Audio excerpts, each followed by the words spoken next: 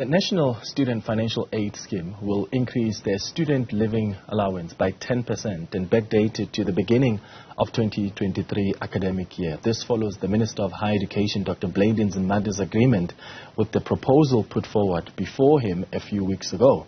For more on this, we're joined by NSFAS spokesperson Slumezi Skosana. Slumezi, thank you so much for making time for us. First of all, take us through this proposal that was made to the Minister of Higher Education. What did it entail? Well, let me start, from the beginning by highlighting that we first had to interact with the student leadership of this country under the auspices of SAUS. And the discussions, as you may expect, were quite rigorous and robust. And then once we cultivated a common ground or some consensus, around the need, to increase this, we then, as NSFAS, had to make representations to the Minister, Honorable Dr. Blade Nzimade, because we cannot amend guidelines without his concurrence. And he was thoughtful and considerate enough, to grant us his concurrence, which then led, to us investigating things such as, budget implications and so on, so that we came to, a conclusion that a 10% increase in student allowances be implemented. But as a context, also, Clement, which is what is important, is that with the pandemic, as well as the disruptions in supply chains worldwide, as you may know, all people have been, suffering or, going through difficult times. And, the students are not different. And because the students in the past 3 years had not experienced any increase in these allowances, it has always been a wish and a yearning on our part as NSFAS that we should be able to assist them, because the prices of food and everything else has been skyrocketing. So for the first time in 3 years, we've had to do this. And so we applaud the decision of the minister to agree to this. What are going to be the implications on the budget and the money that the department gives you as NSFAS? Of course, it's going to be significant, because the allowances have been increased from 15,750 with about 10%, which takes it to 16,500. So when you look at the number of beneficiaries that are affected positively, of course, by this increase, it's quite a significant one. As you know, that our beneficiaries are at this point in time approaching 1 million students. So we're working with a figure of about 1,064,000 total beneficiaries, although we know that there are certain appeals and other processes that must still be finalized, which would have implications on the exact number of beneficiaries to benefit from this increase. Yeah. So in the last 3 years, no increment, as you've indicated, was made on student allowances. And I wonder what impact this is going to have when it comes to the issue of accommodation, because many students did say, even during the protest, that there was that 45,000 rand cap on student accommodation. So there were institutions like Wits University and other, owners of student accommodation who are charging more than what NSFAS allocates to the students. So I'm trying to understand what's going to be the cap now on accommodation. Is this 10% going to also affect that part? No, insofar as the cap on accommodation is concerned, that one stands, Clement, for now. There hasn't been any change, and there isn't going to be a change anytime soon. We've been in discussions with all stakeholders, to try and see how the situation can be mitigated. And we have recently been in the media explaining how we as NSFAS are ameliorating the situation. But I think the pointer that I could give in terms of the accommodation that is university administered and university catered for, yes, there has been a slight rise in the amount or in the cap. It's sitting now at 61,500. That would be what NSFAS would pay to a university administered and a university catered accommodation. But the 45,000 remains, Clement. Okay. So this 10% increase will be backdated to the beginning of the 2023 academic year. How Correct. is that going to be paid out? And what should students use that money for? Is it going to supplement perhaps where the gaps have been this year already? Well, I wouldn't say that there have been major gaps as such, even though I'm trying to make out what you mean by a gap. We are just going to give them what we would have given them had the increase been implemented earlier. So how it's done in regard to universities is that we normally give the universities, or rather deposit the money into the institutions' accounts, and then it would be incumbent upon these institutions to disperse the allowances directly to the students. So that's how it works.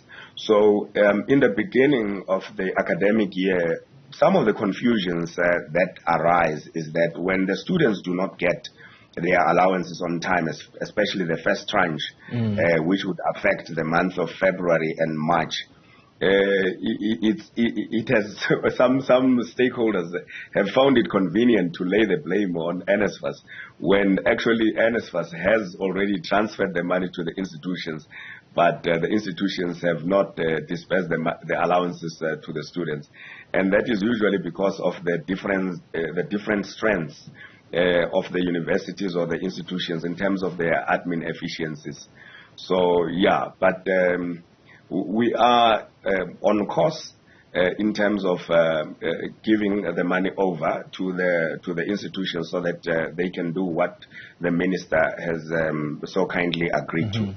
And how are you getting the universities to also disperse those funds timeously, so that as NSFAS you don't continue hearing the complaint from students who say, now I have to go borrow money for registration or to cover this and that cost because that money is not getting to me as fast as it's supposed to be because of, I suppose, perhaps, the issues around capacity that universities may have. What conversation are you having with these institutions so that there's just synergy from the money leaving NSFAS to it getting to the university and also as urgently as possible get to the beneficiaries? Thank you so much, Clement, for asking that question, because it's been a sore point, from all of us, because I think at some point I had to do something quite unusual in my office at NSFAS.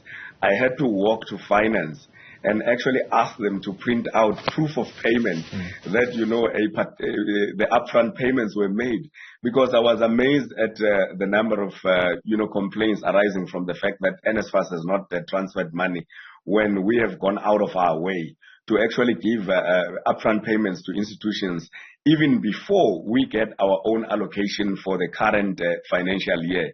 We would have a buffer amount that we give to universities even before they submit registration data, because we know that the commencement of the academic year is usually misaligned to our beginning of the budget year, or rather the financial year. So we've got very close and intimate conversations going on now to say, with those institutions that are not able to disburse, what is it that we can do to accelerate? But we have gone beyond that, Clement, in the sense that we are implementing a direct payment solution. We piloted it with the TVET colleges. Up to last year, we had up to 48% of the students onboarded to the new system, where the student gets issued with an NSFAS card, and then the card is MasterCard backed up. And then once you have the card, the money is deposited directly into it, and you can withdraw it at any ATM or use it whichever way you want. You can basically swap it. And we think that's going to grant NSFAS, the flexibility and the certitude in terms of when it is going to pay, or rather the money is going to reflect on the student's account. There won't be any delays anymore. So we are migrating that system to even universities, so that once the students have been onboarded on the system, the money won't have to via the institution, in which case some institutions may be challenged to relay the money timeously. So we are addressing that problem. But while the project of onboarding the students for direct payment is going on, we are in conversation with these institutions to try and make sure that this happens expeditiously. What are some of the unintended consequences that you think will arise as a result of this direct payment? You said that money can be used whichever way. But, I suppose, as much as you want to give the students that level of freedom, as NSFAS, you must also be able to account and hope, I don't know if you can ensure, but you can hope that the students are spending their money on the right things. How are you making sure that the money that you give to the beneficiaries, they're not using it for other purposes? I mean, I know you've heard stories too of how, sometimes there's swaps where some students who don't depend on NSFAS will take the cards, use it to buy textbooks, so they give the others, the beneficiaries, cash, and then they use it for other things.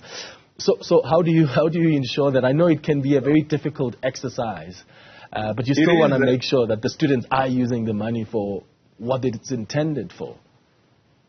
I know where you're getting at, Clement. Actually, I'm smiling because we nipped, some advertiser in Pretoria in the bud who was saying, hey, imali NSFAS ingenile. So there's some discounts on beer here, encouraging, illicitly, that students, when they get the money, they must go and drink. There's very little that we can do in that regard, because the money that we're giving them is solely, is a living allowance. And this living allowance is divided into two. You've got what we call living allowance and what we call sort of meal allowance.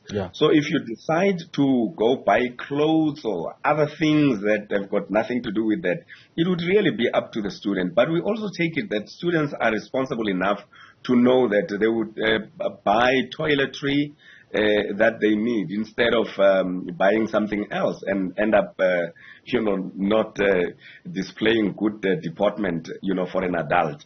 But there's something to this thing which I would have loved to reveal at a later stage, that the use of the credit card, or rather of the card, the way we have sort of organized it, it's such that it's got some analytics, built into it, so that we will know the trend, or there'll be some analytics built into it, so that as and when the students use the card, without being intrusive in their private space, it would at least give us some kind of trend that we can pick on as to how the students are using the money.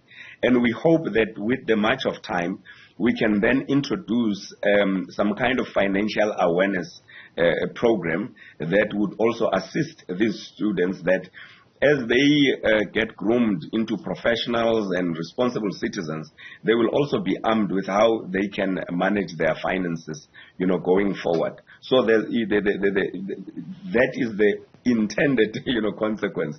But other consequences of people using the money for something that has got nothing to do with their welfare and upkeep, in order to, for them to be in a position to study, that would be difficult to predict, Clement. All right. Slumezi Skosana, spokesperson for NSFAS, thank you for joining us for this conversation.